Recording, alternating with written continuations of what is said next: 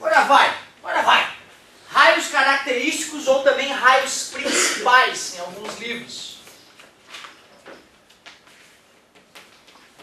Na verdade, nós sabemos que existem infinitos raios de luz passando para tudo que é lado o tempo inteiro, né, em qualquer lugar, desde que não seja no vácuo interestelar, né, que mesmo assim tem um raio de luz ou outro passando, um próton, um elétron maluco passando uma radiaçãozinha, mas quando a gente está trabalhando nessa situação, a gente sabe que existem infinitos raios de luz passando para tudo que é lado, então a gente sempre pode escolher os raios com os quais nós iremos trabalhar.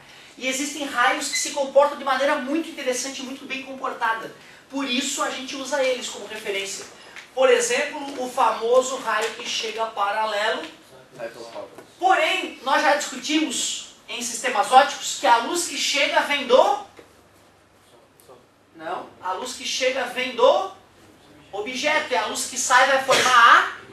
E então, já que o raio que chega paralelo, vindo do objeto, obviamente, sai pelo foco, já que ele vai formar imagem, sai pelo foco, imagem. Tu concorda que se o outro raio de luz tivesse vindo aqui embaixo, ele teria convergido? É isso aí.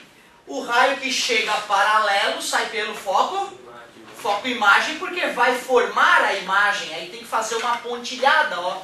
Divergiu ou não divergiu? Então tu vê, a troca do nome é útil. É útil para te lembrar que a luz que vai formar a imagem tem que usar a referência do foco imagem. Simples assim. Mas, olha que interessante. O raio que passa pelo foco sai paralelo. É a reversibilidade dos raios de luz, né, no caso dos espelhos. Só que o raio que chegou veio do objeto. Tem que passar pelo foco objeto para poder sair paralelo. Convergiu?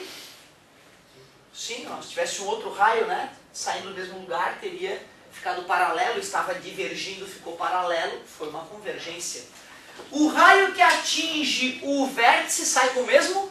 E aqui no caso, quando eu estava usando o nosso super moderno sistema de imagem, passou reto, chega pelo centro óptico, passa reto. É isso aí. Falta um quarto e último raio. Chega pelo centro de curvatura, volta sobre ele mesmo, no caso dos espelhos, né? Quem é o nosso centro de curvatura?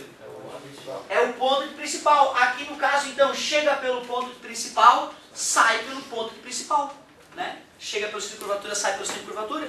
Só que se chega pelo ponto principal, está chegando pelo ponto principal objeto, porque a luz veio do objeto. E se sai para formar a imagem, tem que sair pelo ponto principal imagem.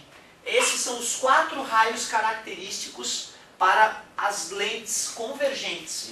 Só fiz uma para divergente, vamos fazer as outras. Chega paralelo, sai pelo foco, chega pelo foco, sai paralelo.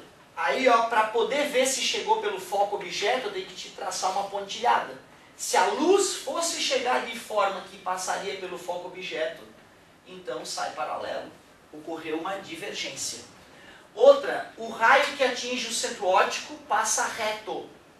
Esse raio é muito bom de ser desenhado, tanto numa lente quanto na outra. O comportamento dele é idêntico nas duas lentes.